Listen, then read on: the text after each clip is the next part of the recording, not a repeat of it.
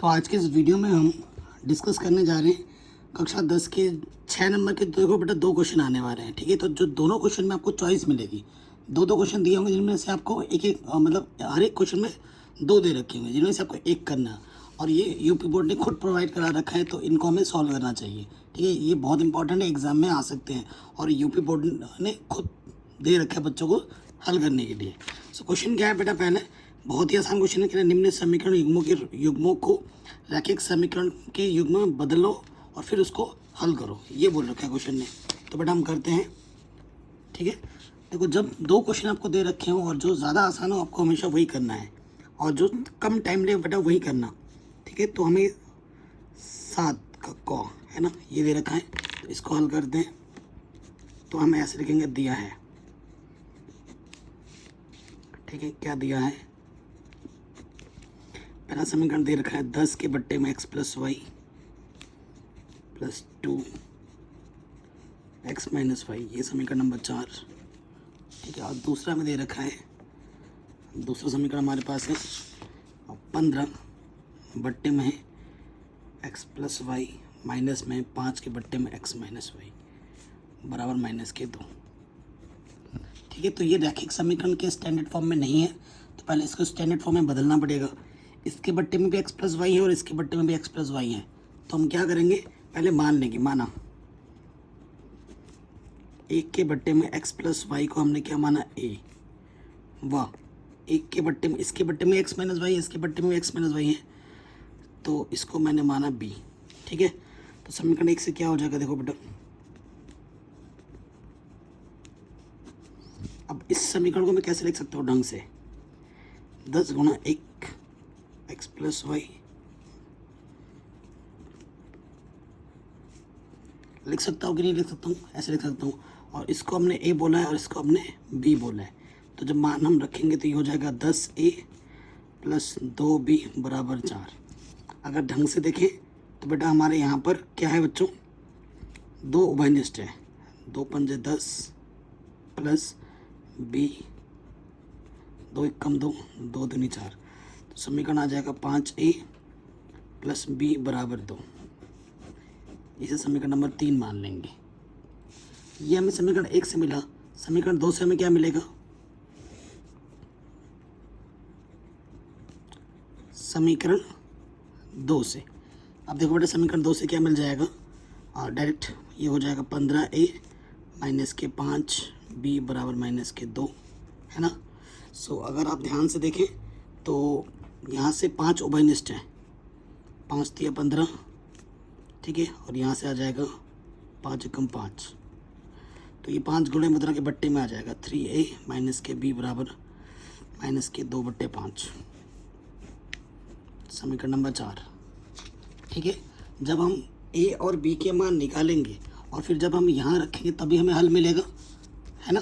तो हम समीकरण 3 और 4 को पहले हल करना पड़ेगा। समीकरण 3 व 4 से, ठीक है, ये हम ले लिया।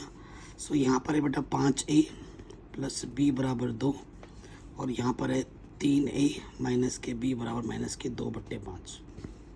b के गुणांक समान है, जोड़ देंगे, विपरीत चिन्हों पे जोड़ते हैं, जोड़ने पर यहाँ लिख देना, ठीक है, जोड़ने पर। तो 5 और 3 8a, जोड़ना है, ठीक, प्लस माइनस माइनस ही हो जाता है, 5 दूनी 10 बट्टे 5, तो यहाँ से आ जाएगा 10 में से 2 घटाएंगे 8 बट्टे 5, इधर 8 है ना, 8 एकम 8, तो a का मान आ जाएगा 1 बट्टे 5। हमें a का मान मिल गया। अब a का मान मिला है तो किसी भी एक समीकरण में रख दो, यहाँ से इसमें रखो या इसमें रखो, ठीक है। समीकरण 3 से 5, a का मान है 1 बट्टे 5 प्लस b और इधर है 2, 5 से 5 कटा 1, तो प्लस का 1 इधर के माइनस का 1 हो जाएगा, तो b का मान आ जाएगा 1। a का मान भी मिल गया, b का मान भी मिल गया। अब आप क्या करेंगे, a व b के मान रखने पर, ठीक है बच्चों, a और b के मान को हम क्या करेंगे बेटा, रख देंगे। कहाँ पर, ये जो हमने माना था यहाँ पर और यहाँ पर हमें रख देना है। कोई दिक्कत कोई परेशानी नहीं है। सो देखो 1/x + y को हमने a माना था, ठीक है। सो a का माना है 1/5, तिरछे गुणा करोगे x + y एकम x + y 5 एकम 5, इसे समीकरण नंबर 5 मान लो। वाह, 1/x - y को हमने क्या माना था, b माना था, b का मान 1 आया है, ठीक है। 1 के बट्टे में कुछ नहीं, 1 ले लो, x - y एकम x - y 1 एकम 1, ठीक है बेटा। अब इन दोनों समीकरणों को हल करेंगे और हमें x और y के मान मिल जाएंगे, ठीक है। समीकरण 5 व 6 से तो ये x + y = 5 और x - y = 1, विपरीत चिन्ह है, जोड़ देंगे, गुणांक बराबर है, x और x 2x, 5 और 1 6, 2 3 6, तो x का मान आ गया 3, आंसर, ठीक है। अब हमें y का मान में निकालना है, चूँकि x + y हमारे पास 5 है, x का मान कितना है 3, प्लस का 3 उधर के क्या हो जाएगा बेटा, माइनस के 3, तो y का मान कितना हो जाएगा 2। सो टेंशन मत लो, मैं अथवा फतवा जो भी है सब करवाऊंगा, है ना। तो ये क्वेश्चन भी हमारा आराम से बन गया मक्खन की तरह, कोई दिक्कत नहीं, कोई परेशानी नहीं, ठीक है। चलिए अब इसका जो नेक्स्ट पार्ट है अथवा, वो भी हम करेंगे, ठीक है। और ये सब जो क्वेश्चन है पहले ही मैंने एनसीईआरटी में टिक करा रखे थे, अगर आपको नहीं पता तो देख सकते हैं। अब अथवा वाला प्रश्न पहले पढ़ लेते हैं, उसके बाद करेंगे। कह रहे 3 वर्ष पूर्व रहमान की आयु का व्युत्क्रम अब से 5 वर्ष पूर्व आयु के व्युत्क्रम का योग 1/3 है, उसकी वर्तमान आयु ज्ञात कीजिए। बहुत ही शानदार क्वेश्चन है। सो मान लेंगे अथवा वाला प्रश्न है, माना रहमान की वर्तमान आयु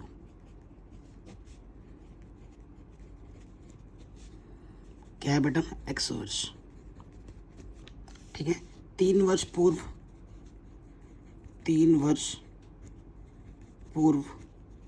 का मतलब पहले, ठीक है।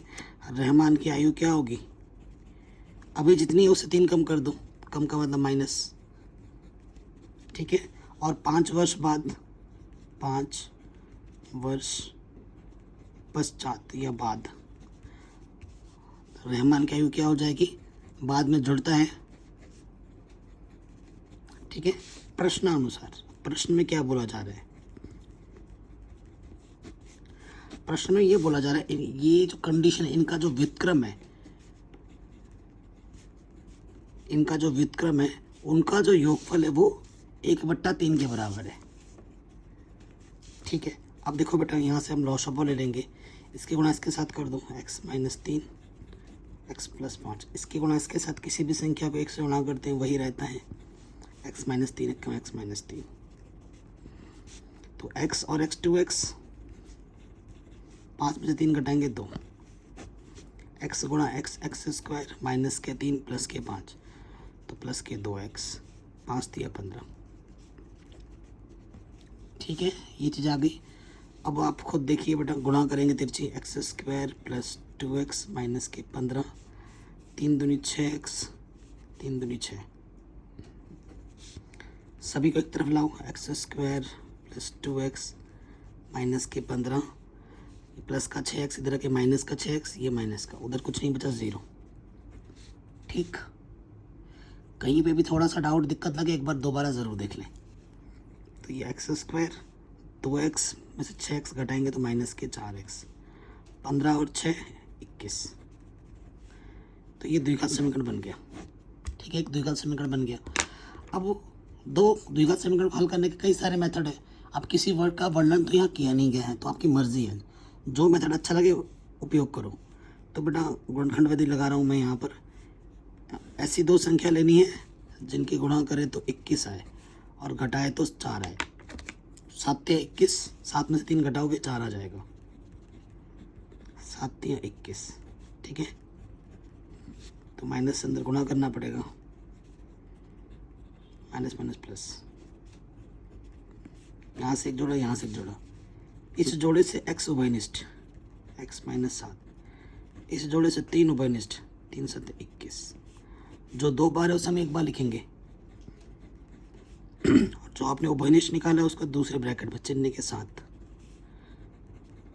ठीक है, यदि x माइनस 7 बराबर 0 तो माइनस के साथ दे रहा कि प्लस के साथ होगा, एक तो ये आ गया।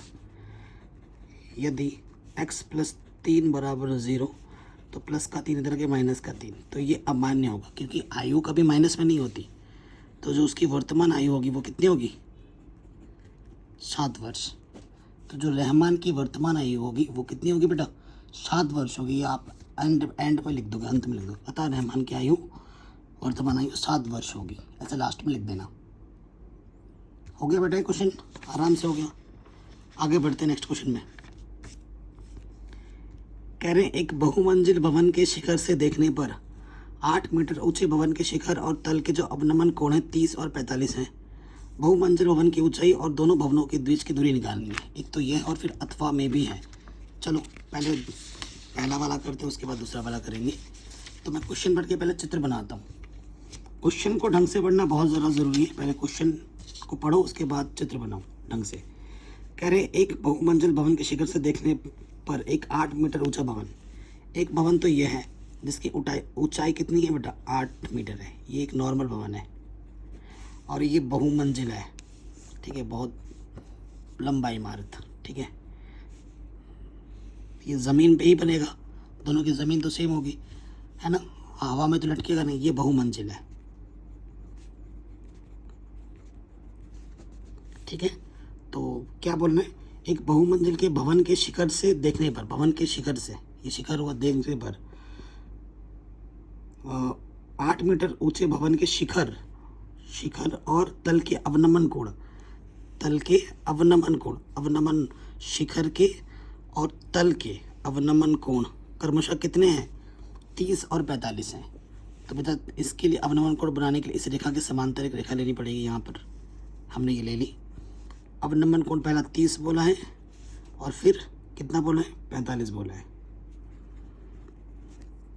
ठीक है, आपको पता ही अवनमन कोण इस आधार पे लेते हैं, लेकिन अवनमन कोण और उन्नयन कोणों में एक डायरेक्ट संबंध होता है, उसी से मैंने ये चित्र बना दिया।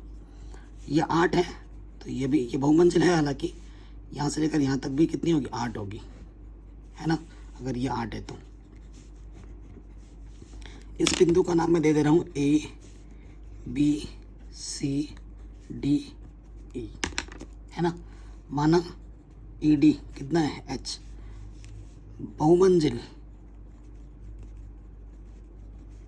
बहुमंजिल की ऊंचाई क्या होगी बेटा, ये तो टोटल होगी H प्लस 8 होगी। तो पहले आपको H निकालना होगा, फिर आपको उसमें 8 जोड़ देना होगा, तभी आपको आंसर मिलेगा। और उनके बीच की दूरी भी निकालनी है, BC। तो मैंने BC को क्या मान लेता हूँ, ये इसको मैंने X माना। अगर ये X है तो बेटा ये भी ऑटोमेटिकली क्या हो जाएगा, X हो जाएगा। ठीक है, ये लिख देना माना करके, माना BC बराबर X मीटर। ठीक है, अब एक समकोण त्रिभुज यहाँ बन रहा है, एक समकोण त्रिभुज यहाँ बन रहा है। तो सबसे पहले वाले त्रिभुज की बात करते हैं। त्रिभुज EAD में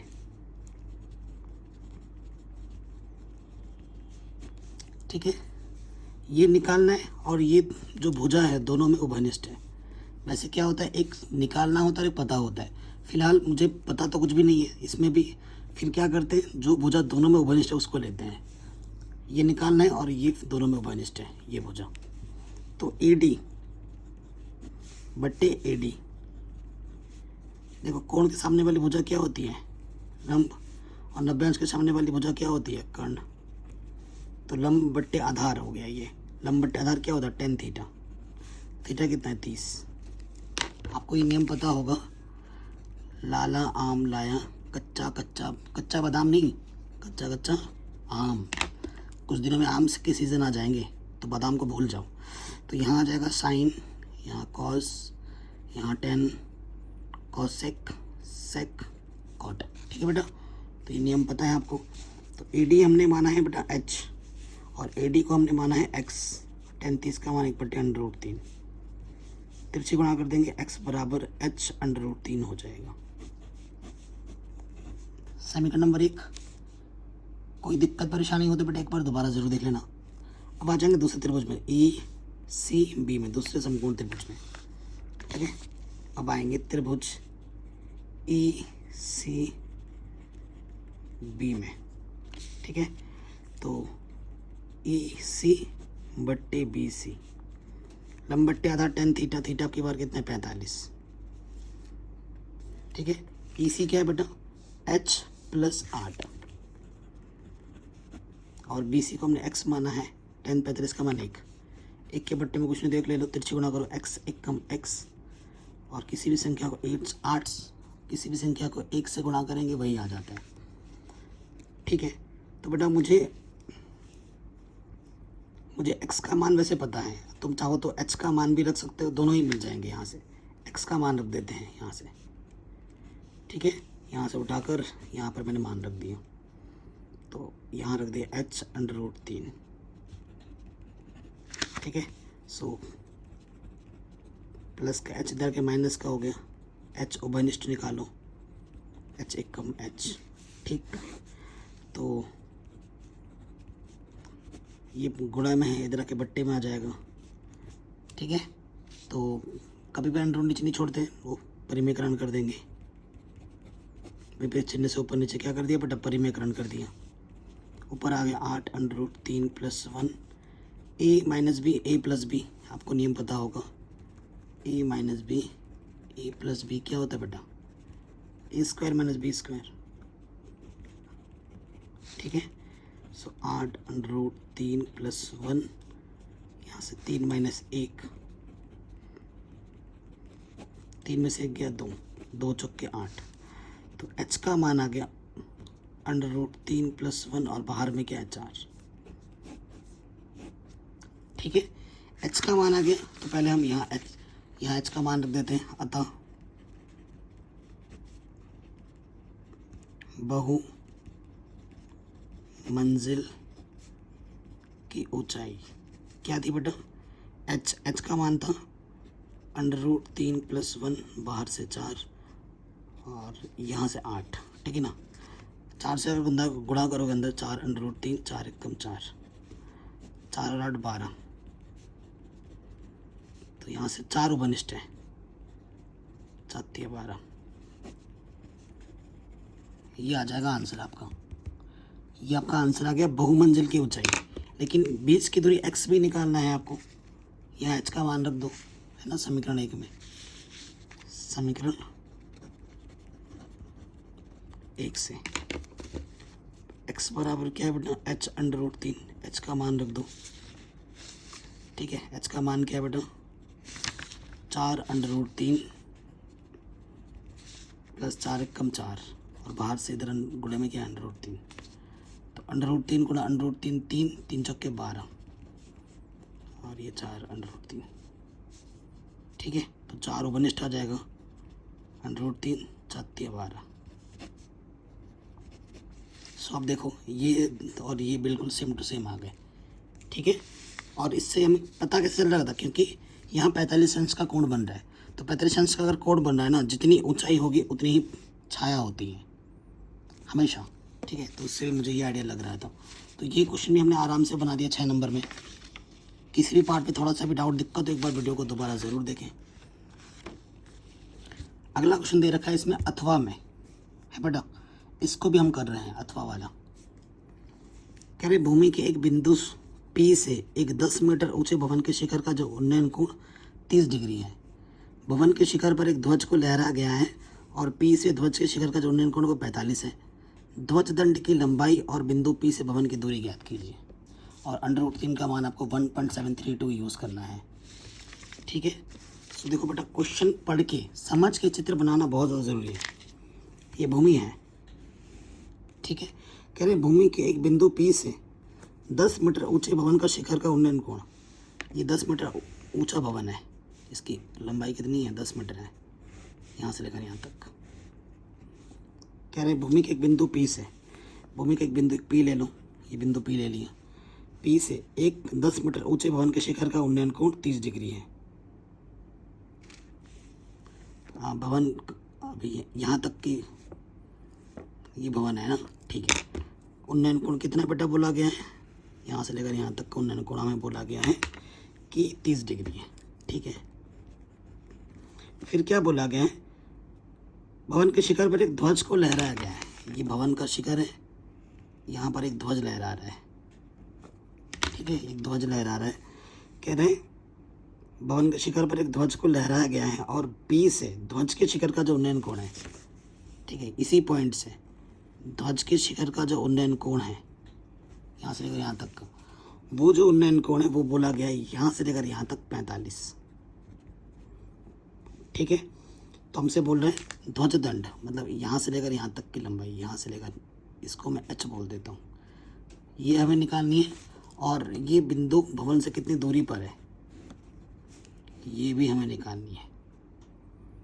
ठीक है, ये दो चीज़ हमें निकालनी है। ये देखो क्वेश्चन यही चीज़ हमसे बोल रहा है।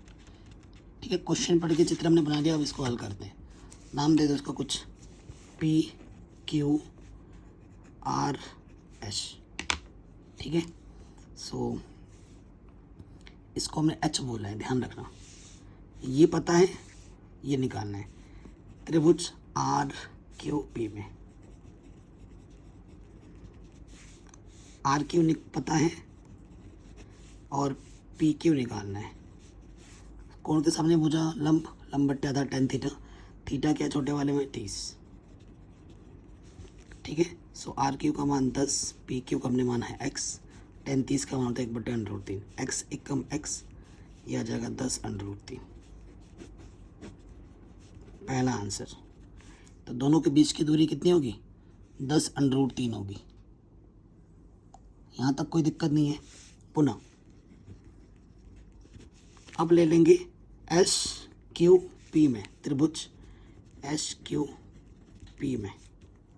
ठीक है, सो देखो ये एच निकालना तो मुझे लेना तो पूरा ही पड़ेगा, एस क्यू बट्टे में P Q, tan theta, theta का मान कितना है यहाँ पर 45। एच क्यू का मान क्या है h + 10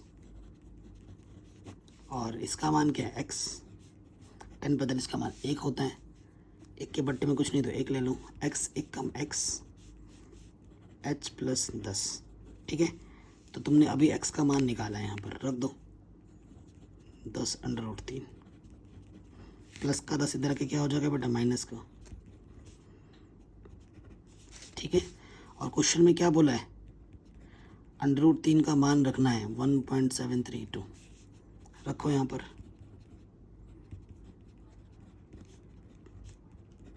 ठीक है, सो अगर देखो यहाँ से 10 ओवनिश निकालो तो 1.732 माइनस के 1, सो यहाँ से आ जाएगा 10 गुणा 0.732, ये h है। ठीक है, 10 से गुणा करोगे तो दशमलव एक स्थान खिसक जाएगा, 7.32 आ जाएगा, इतना मीटर। ठीक है, तो जो ध्वज दंड की लंबाई होगी वो 7.32 मीटर होगी। ये जो ध्वज लहराया जा रहा है ना वो इतना मीटर होगा, 7.32 मीटर होगा। ओके, तो ये दोनों क्वेश्चन हमने आराम से बना लिए, कोई दिक्कत नहीं, कोई परेशानी नहीं, एकदम मक्खन की तरह बना रखा है। और बाकी जो ये क्वेश्चन है वो मैंने पहले ही सॉल्व करा रखे हैं, वीडियो लिस्ट में जाके देख सकते हैं, आपको मिल जाएगा। मैं लिंक भी डाल दूंगा डिस्क्रिप्शन पे, या फिर वीडियो लिस्ट प्लेलिस्ट को ज़रूर चेक कर लेना। ऐसे ही मैं डेली इंपॉर्टेंट वीडियोस अपलोड कर रहा हूँ जो कि आपके एग्ज़ाम में बहुत हेल्प करेंगी।